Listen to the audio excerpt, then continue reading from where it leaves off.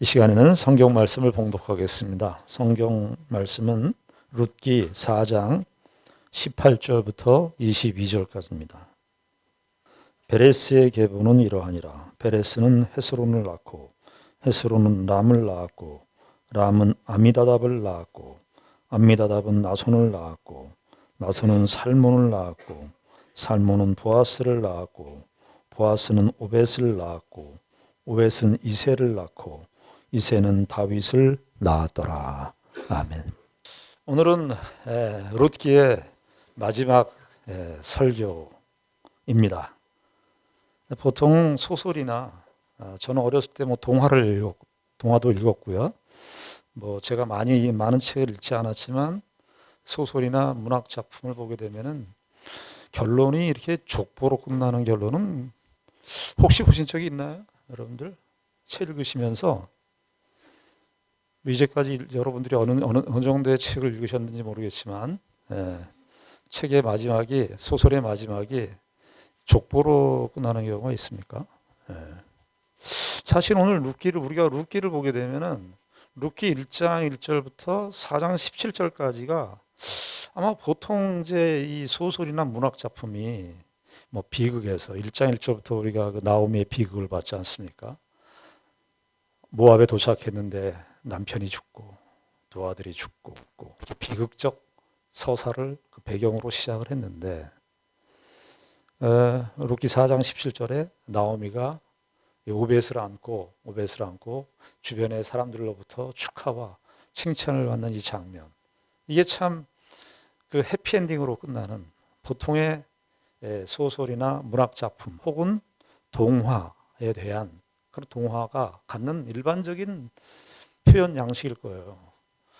그런데 이 성경은 룻기의 마지막을 결론으로 족보를 이야기하고 있다는 사실이 매우 이채롭고 그것이 갖는 그 의미가 아주 심대하고 독특하다고 할 수 있겠습니다. 족보라는 말을 이 한문으로 찾아보니까요. 족이라는 말은 결의 족자고 보자는 족보 보자더라고요. 결의 족과 족보보. 그래서 쳐보니까 이렇게 족보를 이렇게 얘기했어요. 한 족속의 계통과 혈통 관계를 밝혀놓은 책, 이렇게 족보를 정의를 했더라고요. 한 족속의 계통과 혈통 관계를 밝혀놓은 책. 여러분, 그런데 우리가 보통은 족보를 오늘날 시대에 들어와서는 점점 족보를 우리가 고민하지 않지만 옛날 어르신들은 족보에 대해서 많이 생각을 했어요. 무슨 가문이냐, 무슨 전공파냐, 이런 것들을 했는데 요즘에는 그런 족보에 대한 생각이 좀 희미해지고 엷어진 것 같습니다. 그런데 우리가 성경에 룻기가 4장 18절부터 22절까지 이 결론으로 삼는 것 자체도 우리가 놀랍지만은 사실은 성경을 우리가 크게 보게 되면 성경 어떤 면에서 좀 과격하게 얘기한다면은 족보의 책이라고도 할 수 있습니다. 여러분, 성경의 첫 책이 창세기죠. 창세기의 영어 제목이 어떻게 되는 줄 아세요? 창세기의 영어 제목은 제네시스입니다. 요즘에 승용차 현대자동차 이름도 제네시스인데 제네시스, 창세기를 타고 다니시는 거예요. 요즘 사람들이. 근데 이 제네시스는 창세기라고 우리가 한문 성경으로는 그렇게 번역을 했지만은 원래 제네시스라고 하는 말은 헬라 말의 게네시스라는 말에서 파생된 것이거든요. 게네시스라고 하는 이 말은 뭐냐면 족보라는 뜻입니다. 족보. 그러니까 창세기는 족보책이다, 이렇게 얘기할 수 있어요. 여러분, 구약 성경을 그러니까 첫 책이 창세기 족보책이고요. 신약 성경의 제일 첫 책이 어떤 성경입니까? 마태복음 아닙니까? 마태복음은 무엇으로부터 시작하죠? 아브라함과 다윗의 자손 예수 그리스도의 우리 계보, 족보로 시작을 합니다. 그러니까 구약 성경의 첫 책도 창세기도 어떤 족보를 의식하고 있고 신약 성경을 여는 마태복음 1장에서도 제일 먼저 나오는 내용이 아브라함과 다윗의 자손 예수 그리스도의 족보. 그러놓고 보면 룻기에서 이 족보를 끝맺는 것은 성경 전체를 생각해 볼 때 이 족보의 결론이 이상한 것이 아니다. 성경 전체를 의식하고 하는 것이다. 이렇게 볼 수 있습니다. 슐라이에르 마호라고 하는 독일의 철학자 및 신학자인데 무슨 얘기를 했냐면 텍스트를 읽을 때는 어떤 문장을 읽을 때는 그 문장 자체를 정확하게 분석해야 되는 것도 중요하지만 전체를 알아야 된다 이런 말을 했어요. 그러니까 해석학적 순환이라고 말하는데 조금 전문적인 용어로 그러니까 어떠한 부분을 이해하려면 전체를 알아야 하고 전체를 이해하려면 부분을 알아야 한다. 그래서 부분과 전체가 유기적으로 이루어져야 그 텍스트의 의미를 정확하게 이해할 수 있다는 것입니다. 그래놓고 본다면 룻기의 이 족보 4장 18절에서부터 22절까지 나오는 이 족보는 룻기의 소단락에서 짧게 4장 85절로 되어 있는 이 결론에 소개된 이 족보는 그러면 전체 구약의 족보와 어떤 관련성을 맺는가 우리가 생각하지 않을 수 없습니다. 왜냐하면 이 4장 18절부터 나오는 이 족보의 이야기는 전체 성경의 족보와 어떤 의미의 연관을 갖는가 우리가 생각하지 않을 수가 없게 되는 것이죠. 그래서 창세기에 오게 되면 창세기에 게네시스 혹은 이 헬라 말로는 게네시스라고 그러지만 히브리 말로는 톨레도시라는 말. 창세기에는 뭐 내력이다, 역사다 이렇게 얘기를 했는데 아마 70인역 번역을 창세기를 70인의 유대인 학자들이 번역을 했는데요. 그분들이 참 제목을 잘 붙였어요. 게네시스라고. 왜냐하면 창세기에 보게 되면 창세기에 이 톨레도시라는 단어가 11번 등장해요. 11번. 그러니까 창세기 이렇게 지나갈 11번. 그래서 창세기를 구분을 할 때 무엇을 기준으로 구분을 하냐? 그럴 때 이 톨레도시라고 하는 단어를 가지고 창세기의 구조를 분석을 하는 거예요. 그러니까 룻기를 우리가 여기 룻기의 족보를 이해하려면 적어도 그 이전에 창세기에 있는 족보 이야기를 우리가 생각하지 않을 수가 없습니다. 창세기의 족보 이야기를 다 얘기를 할 수는 없고요. 창세기의 두드러진 족보가 뭐냐면 창세기 5장의 족보와 창세기 11장의 족보입니다.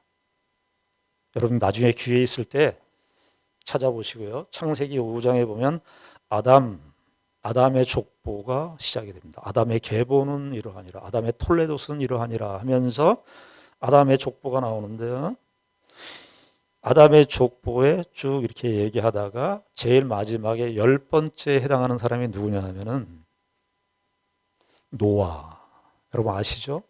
아담의 족보로 시작을 해서 10번째 해당하는 사람이 누구냐 하면 노아라고 하는 이 사람으로 이 아담의 족보가 끝을 맺습니다. 그리고 창세기 11장에 노아의 맏아들인 셈의 족보가 이러하니라 그러면서 그 셈의 족보를 이야기하는데 셈의 족보가 또 10번째 해당하는 사람이 누구냐 하면은 아브라함입니다. 오늘 우리가 룻기를 읽었지만 룻기 4장 18절부터 다윗까지의 이 계보의 이름이 몇 명 등장하나요? 10명 등장합니다. 10명. 그러니까 창세기 5장의 아담의 족보도 10명을 소개하고 있고요. 창세기 11장의 셈의 족보, 그러니까 노아의 첫 아들이 맏아들인 셈의 족보 이야기하는데 그것이 10명의 족보로 되어 있어요. 그런데 그 10번째 사람, 첫 사람도 중요하지만 그 10번째 사람, 창세기 5장의 아담의 족보에서는 10번째 사람이 누구라고요? 노아. 그리고 창세기 11장의 셈의 족보에서는 10번째가 누구라고요? 아브라함, 우리의 믿음의 조상, 하나님 나라의 시작하게 되었던 메소포타미아 갈대아 우르에서 이방인으로 살았던 그 아브라함을 불러서 하나님의 역사를 진전시킨 인물의 주인공인 그 아브라함을 셈의 족보의 10번째로 이야기를 하고 있어요. 우리가 룻기 4장 18절부터 22절까지 오늘 읽었습니다만 10번째 사람이 누구죠? 10번째 사람. 제가 너무 어려운 질문을 하나요? 22절에 맨 마지막에 족보가 누구 등장하죠? 다윗을 낳았더라. 히브리 성경은요, 다윗을 제일 끝에 놨어요. 낳았더라는 이제 우리 한글 성경으로 번역할 수밖에 없어서 그렇게 번역을 했지만 히브리어 성경은 다윗을 제일 끝에 놨어요. 10번째 해당하는 사람. 그러니까 우리가 족보, 창세기 5장의 족보, 창세기 11장의 족보, 이 룻기의 족보를 보게 되면은 아담의 족보, 그 다음에 셈의 족보, 아브라함을 거쳐서 이 베레스는 누구의 아들? 유다의 아들이에요. 유다의 아들. 그런데 왜 베레스라고 얘기했냐 하면은 우리가 지난주에 살펴봤듯이 그 성문에 있는 장로들이 이 말을 했거든요. 4장 12절에 보면 여호와께서 이 젊은 여자로 말하는 네개의 상속자를 주사 내 집이 다말이 유다에게 낳아준 베레스의 집과 이렇게 얘기했으니까 지금 이 오벳이라고 하는 존재는 룻을 통해서 나왔잖아요. 그러니까 룻의 이야기를 하는 거예요. 그러니까 다말 이야기를 했기 때문에 룻을 의식하고 유다를 쓴 게 아니라 베레스를 시작한 거예요. 베레스는 유다의 아들입니다. 그래서 베레스로의 계보는 하면서 시작을 하고 있는 겁니다. 그런데 우리가요, 이 족보, 창세기 5장의 족보, 11장의 족보, 그 다음에 이 룻기의 이 4장 18절 20절의 족보에는 공통적인 배경이 있어요. 창세기 5장서부터 창세기 5장에 나와 있는 족보는 어떤 사실이 전제되어 있냐면 노아 홍수 심판 받기 이전에 당시 인류의 커다란 죄악이 창세기 6장에 기록되어 있는 것처럼 날 때부터 어려서부터 항상 악해서 죄악이 흘러넘쳤다. 그래서 노아 홍수 심판이라고 하는 이 하나님의 첫 심판, 노아 홍수 심판이라고 인류에 대한 그 심판의 기록이 그 배경으로 깔려 있어요. 그래서 그 노아 홍수 시대의 심판을 극복하고 새로운 역사를 시작하면서 족보에 노아의 창세기 5장의 10번째 사람으로 노아를 이야기하는 거예요. 그러니까 족보는 크게 얘기하면 족보 이전의 역사는 어떤 역사냐?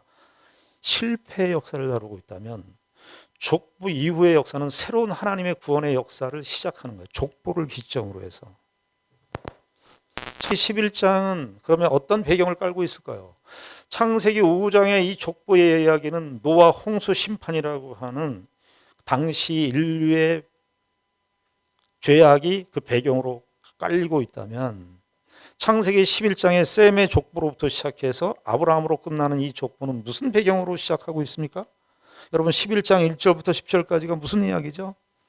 바벨탑 심판에 관한 이야기입니다. 그리고 나서 셈의 족보가 이게 전개되는 거예요. 그러니까 셈의 족보는 그 이전 역사가 무슨 역사였다는 거예요?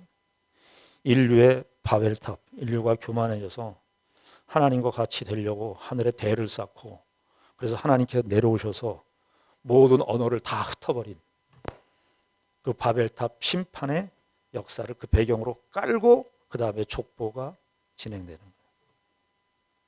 하나님께서 이 인류의 이러한 죄악이 있었음에도 불구하고 하나님께서 그 은혜를, 그 구원의 역사를 펼치신다는 그 내용을 족보를 통해서 이야기를 해주는 거예요. 그렇다면 룻기의 족보는 어떤 배경을 갖고 있는 걸까요? 족보라고 하는 것은 말씀드린 대로 창세기의 족보는 다 이전 역사는 실패의 역사를 배경으로 하고 있고 족보가 그 다음의 역사는 이제 하나님의 구원의, 크게 얘기하면 심판과 구원의 역사를 분기점으로 족보를 소개하고 있다면 롯기의 이 족보는 어떤 배경을 갖고 있을까요? 롯기 우리가 처음 시작할 때 제일 처음에 첫 문단이 뭐였죠? 그 시대의 시대적 배경을 밝힌다 그랬죠? 사사들이 치리하던 때. 그러니까 룻기의 이 족보가 등장하게 되는 것은 룻기의 족보 역시 이 족보가 나오기 이전의 역사, 사사시대의 역사, 사사시대의 역사를 그 배경으로 깔고 있는 겁니다. 사사시대가 어떤 시대였다고요? 사사기 맨 마지막에 사람들이 다 각기 자기 소견에 옳은 대로 행했다. 왕이 없었으므로 자기 소견에 옳은 대로 행하였던, 한 정확하게 우리가 연대를 추정할 수 없지만 350년에서 400년의 기간이 하나님을 떠났던 그 시기였던 거예요. 근데 보아스와 나오미와 이 룻과의 스토리를 통해서 하나님께서 구원의 새로운 역사를 시작하셨다라고 하는 것을 무엇으로 결론 삼아서 얘기하냐면 족보를 통해서 이야기를 하고 있는 겁니다. 그러니까 이스라엘의 역사가 몇 년 동안 한 350년에 400년 동안의 기간 동안 하나님을 떠나 있었어요. 우리가 일제 강점기를 1910년에 합방하고 1945년에 우리가 해방을 맞이했잖아요. 35년 동안을 일제 강점기로 보냈는데 우리 신사참배가 있었어요. 우리 한국교회에 신사참배를 강요하기 시작했습니다. 일본이 황국신민이라고 하는 그것을 하기 위해서 신사참배를 강요하기 시작했어요. 내선 일체 이렇게 해서 민족적으로도 그렇고 우리 한국교회적으로도 그렇고 아주 심한 핍박이 있었습니다. 그런데 한국교회가 신사참배를 버티다가 많이 하게 된 시점이 언제냐면은 그 해방되기 1, 2년 전이었어요. 친일 행동도 많이 했던 시점이 언제였냐면은 40년, 43년, 42년, 40년 그때가 그나마 버티고 있었던 사람들이 친일 행적을 많이 하고 있었어요. 했던 기록들이 민족 그 역사에도 나오고 한국 교회의 이 신사참배 역사에서도 43년, 44년 그때 많은 사람들이 친일로 기울어지고 신사참배도 많이 하게 됐어요. 왜 그랬을까요? 왜 그랬을까요? 그 시대의 사람들이 가만히 보니까 일본이 청일전쟁에서도 이기고 러일전쟁에서도 이기고 일본이 계속해서 통치할 것이라고 생각을 했던 거죠. 일본이 계속해서 이 대한민국의 우리나라 대한민국의 운명을 쥐고 갈 것이다. 영원히 이렇게 생각을 했던 것 같습니다. 역사는 그럴까요? 그런데 우리가 40년도 안 되는 그 시기에 사람들이 그 시대에 굴복했다면 이 사사시대는 몇 년이라고요? 350년에서 400년의 기간 동안 영적인 암흑의 시대를 그냥 사람들이 그냥 하나님 없이 사는 이 삶이 그냥 이렇게 다 흘러가는 거지. 다 타협하고 다 이렇게 하나님 없이 사는 것이 아주 익숙해져 버린 그런 시대를 350년에서 400년까지 살았던 거예요. 그런데 이 룻기에서 하나님은 그렇지 않아. 하나님은 그의 교회를, 그의 나라를, 너희들이 생각하는 그 미래에 대한 그 확신이라든지 미래에 대한 생각이라든지 그런 것들에 구애받지 않아. 하나님은 이스라엘을, 교회를, 그 하나님의 나라를 350년의 시간이, 아니 400년의 시간이 흘러도 하나님께서 이 보이지 않는 나오미와 이 룻과 보아스 같은 그런 사람들을 통해서 어떻게 하신다? 하나님의 나라를, 하나님의 교회를 이루고 계신다라고 하는 사실을 우리에게 알려주고 있는 것입니다. 그 유명한 역사는 흐른다. 룻기의 족보에서 역사는 흐른다. 이게 어디까지 얘기하는 거예요? 다윗 시대까지를 과장하지 않고 뭐 거기에 무슨 의미를 부여하거나 하지 않고 그냥 4장 18절부터 22절까지 다윗까지의 가계를 쭉 이어서 얘기합니다. 역사는 흐른다. 저희 시대 때는 그 노래를 안 배웠는데 하도 언젠가 그 우리나라에 그 이런 노래들이 있었죠. 그 아이들 그 이제 역사, 우리나라의 역사를 이렇게 가르쳐 주기 위해서 노래로 부르는 그런 내용이 있더라고요. 역사는 흐른다. 제가 오늘 1절을 좀 읽어보려고 그래요. 우리나라의 역사는 흐른다. 아름다운 이 땅에 금수강산에 단군 할아버지가 터 잡으시고 홍익인간 뜻으로 나라 세우니 대대손손 훌륭한 인물도 많아. 고구려 세운 동명왕 백제운조왕 아래서 나온 혁거세. 이 혁거세는 박혁거세인데 우리 박씨가 저이거든. 박혁거세. 만주벌판 달려라 광개토대왕 신라장군이 사부 이렇게 올라가죠. 백결선생 떡방아 삼천궁여우자왕. 아우 부끄러운. 황산벌의 계백 맞서 싸운 관창. 그다음에 뭐예요? 역사는 흐른다. 인물로 얘기하잖아요. 그렇죠? 하나님의 역사는 이걸 바꿔서 우리가 바꿔서 얘기한다면 하나님의 역사는 흐르고 있다는 것입니다. 여러분, 저와 여러분들이 사는 이 시대의 교회에도 여러 가지 어려움들이 있어요. 손가락질을 당하고 비판받을 만한 내용들이 많이 있습니다. 그러나 여러분, 교회는 망하지 않습니다. 지나온 기독교 교회 역사가 2000년의 역사를 거쳐오면서 기독교 역사가 어떻게 그렇게 기독교가 존재할 수 있었느냐. 여러분, 로마는요, 로마 우리가 대단하게 얘기하지만 로마는 500년 동안 있다가 허물어졌어요. 제국은 허물어졌어요.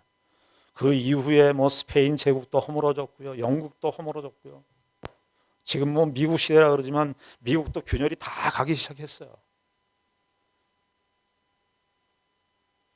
그런데 2000년의 역사를 거쳐오면서, 아니 2000년의 역사가 아니라 우리가 족보 얘기했지만 아담의 역사로부터 시작해서 이스라엘의 역사를 거쳐서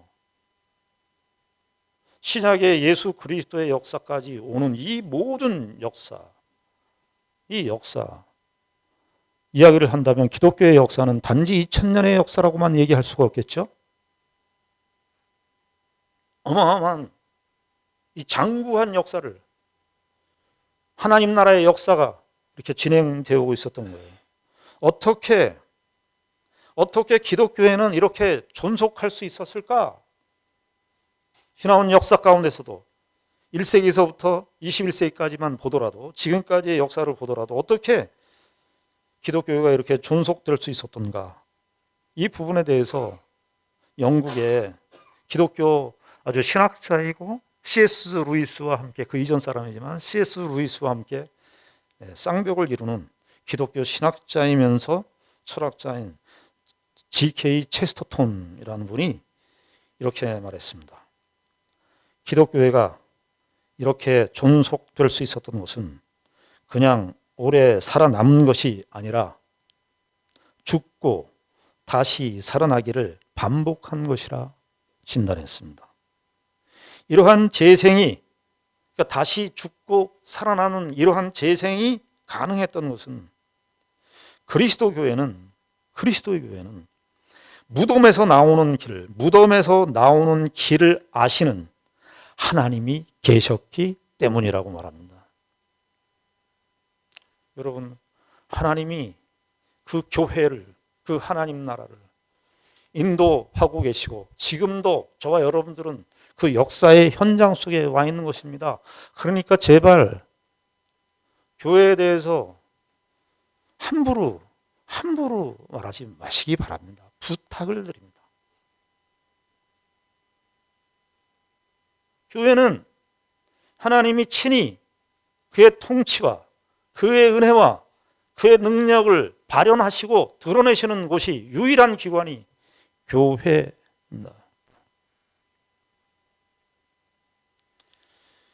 요한계시록에 보면, 요한계시록은 사도 요한이 반모섬에 유배를 당해서 쓴 성경입니다. 기록된 성경입니다. 그때 사도 요한이 나이가 아마 한 85세, 90세 돼서 그 당시 때 도미티아누스 황제의 이 기독교 박해가 어마어마했거든요. 말로 다 알 수 없는 핍박과 비참한 일들을 겪었던 것이 그 당시 때 기독교 교회였습니다. 그런데 여러분, 그 요한계시록 2장과 3장에 보면 핍박당하는 그 교회를 이야기하면서 사도 요한이 하나님의 영감을 받아서 환상을 보게 되면서 요한계시록 그 2장 3장에 소아시아 7교회를 향한 그 편지가 나오는데 거기 항상 그 공통적인 양식이 뭐냐면 교회에 대해서 이야기를 할 때 교회가 이렇다 저렇다 이 얘기를 하는 게 아니라 제일 먼저 나오는 게 뭐냐면 교회의 주인이 누구신가, 교회의 주인이 누구신가를 소아시아 7교회에 항상 나타나는 교회의 주인이 예수님이신데 그 예수님의 모습을 다양한 모습으로 이야기를 하고 있는 것입니다.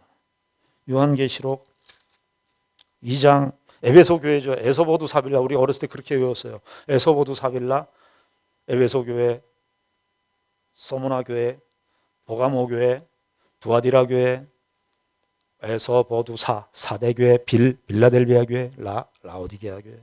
이게 이제 터키의 에소보두 사빌라, 이렇게 동쪽, 그리스 쪽에서 보면 동쪽이죠. 에소보두 사빌라, 이렇게 타원형으로 그 원래 지역이에요.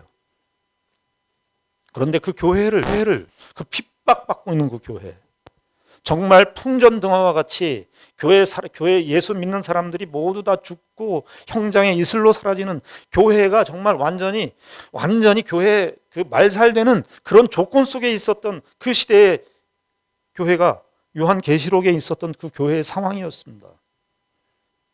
그 당시 때 일곱 교회가 다 그런 상황에 놓여 있었어요. 그런데 에베소서 2장 1절에 보게 되면 에베소 교회 처음 교회에 등장할 때 뭐라고 얘기합니까? 2장 1절에 보면 에베소 교회의 사자에게 편지하라. 오른손에 있는 7뼈를 붙잡고 7 금촛대 사이를 거니시는 이가 이르시되, 7뼈는 지도자예요. 7뼈를 누가 잡고 있어요? 주님이 잡고 있다고. 오른손에 있는 7뼈를 붙잡고 7 금촛대 사이를 다닌다 그래요. 7 금촛대는 7 교회예요. 7 금촛대 사이를 다니시는 분이 누구시라고요? 그리스도시라고요. 7 금촛대 사이를 다니시는 이가 이르시되, 교회의 주인이 누구라는 거예요? 너희들 고난받는다고, 박해받는다고, 교회가 무너질 것이라고, 교회가 끝났다라고 생각하지 말라. 내가 교회의 주인이야. 내가 7 금촛대를 잡고 있고 7뼈를 붙잡고 있고 7 금촛대 사이를 다니신다는 말은 통치하고 다스리신다는 거예요. 서머나 교회는 어떻게 얘기합니까? 두 번째 교회, 서머나 교회의 2장 8절에 보면 서머나 교회를 이야기하는데, 서머나 교회의 사자에게 편지하라. 처음이며 마지막이요, 죽었다가 살아나신 이가 이르시되, 예수님을 얘기하는 거잖아요. 처음이며 마지막이요, 주가 살아나신 이가 이르시되. 그 다음에 두아디라 교회가 어떻게 됩니까? 그 다음에 버가모 교회 2장 12절에 보면 버가모 교회의 사자에게 편지하라. 거기 어떻게 예수님을 묘사하나요? 좌우에 날선 검을 가지신 이가 가라사대. 너희들이 옳다 그르다 판단하지 말라는 거예요. 좌우에 날선 검을 가지셨어요. 누가? 주님이. 두아디라 교회 2장 18절. 두아디라 교회의 사자에게 편지하라. 그 눈이 불꽃 같고 그 발이 빛난 주석과 같은 하나님의 아들이 이르시되. 얘기하죠. 사대교회 3장 1절. 사대교회의 사자에게 편지하라. 하나님의 7영과 7별을 가지시니가 이르시되 내가 내 행위를 아노니 네가 살았다 하는 이름은 가졌으나 죽은 자로다. 7영과 7별을 가지시니가. 빌라델비아 교회 3장 7절입니다. 빌라델비아 교회의 사자에게 편지하라.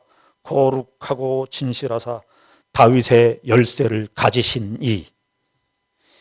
곧 열면 닫을 사람이 없고 닫으면 열 사람이 없는 그가 이르시되.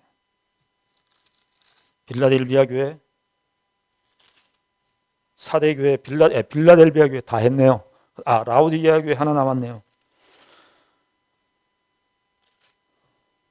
라우디게아 교회 3장 14절. 라우디게아 교회의 사자에게 편지하라.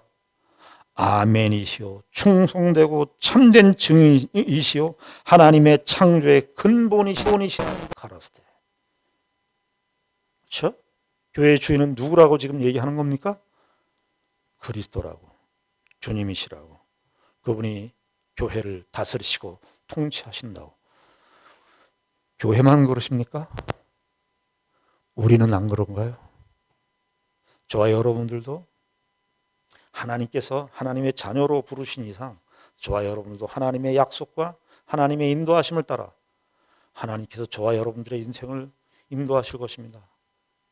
그러니 저와 여러분들이 당하는 어떤 현실, 고통당하는 현실, 힘든 현실, 이게 예수 믿는 게 이게 단가? 하는 그 현실, 우리가 그렇게 고뇌를 표현할 수도 있고 그렇게 얘기도 할 수 있지만, 그러나 하나님께서 저와 여러분들의 인생과 운명을 통치하고 계신다는 사실을 잊지 않으시기를 바랍니다. 자, 우리가 이 룻기를 끝맺으면서 그러면 하나님께서 이 베레스로부터 시작해서 다윗 시대에 가기까지의 이 역사를 사실은 하나님의 신실하신 역사로 그 족보의 역사를, 신실하심의 역사를 이룰 것이다, 이렇게 우리에게 말씀하셨는데, 그러면 우리는 과연 어떻게 살 것인가? 우리 하나님의 역사를 믿고 하나님의 인도하심을 따라 사는데, 교회도 하나님이 통치하신다는 사실을 믿는데 우리는 과연 어떻게 살까? 그것을 우리가 룻기에서 보는 거죠. 룻기에서 어떻게 봐요? 룻이 어떻게 합니까? 나오미에게 인내를 베푼다. 헤세드를 베푼다. 자기가 그 비극적인 현실을 맞이한 그 시어머니, 홀로 된 시어머니, 그 시어머니, 늙고 아무것도 가진 것 없고 시어머니를 향해서 룻이 어떻게 해요?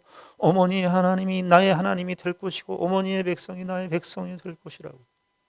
자기가 만난 그 사람 앞에, 자기가 지금 만난 그 시어머니 앞에 인애를 베푸는 거예요. 시어머니 나오미는 어떻게 합니까? 이 룻을 칭찬하고 룻의 앞길을 열어주려고 룻도 나오미에게 인내를 베풀었지만 나오미도 며느리 룻을 어떻게 해요? 인애를 베풉니다.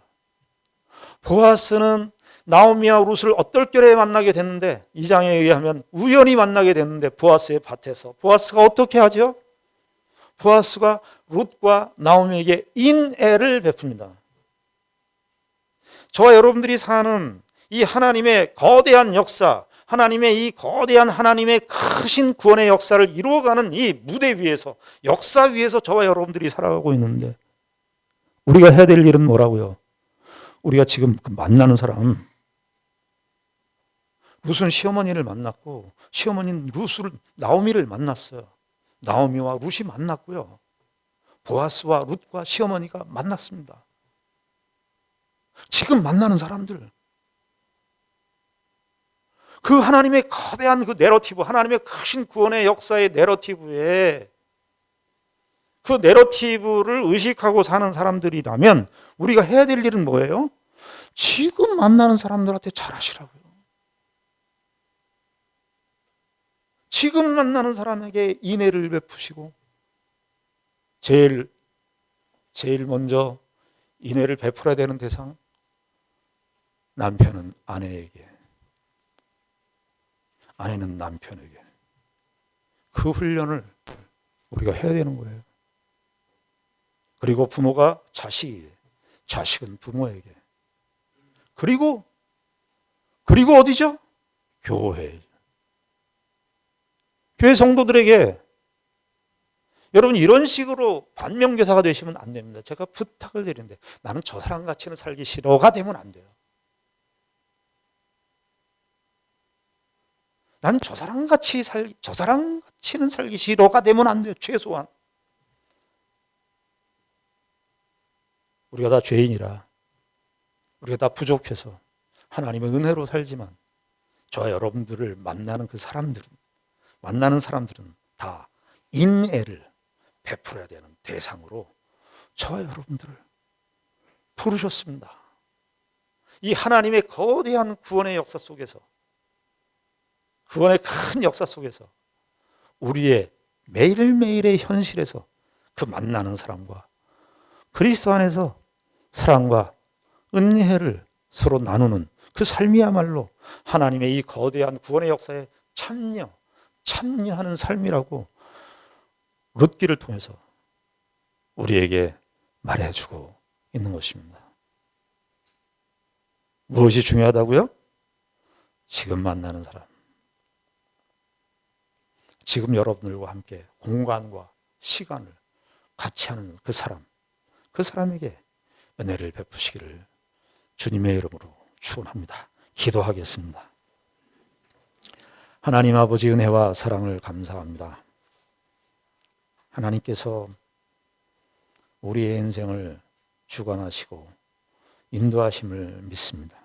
우린 하나님의 그 크신 구원의 역사에 참여된 자로 부름을 받았습니다.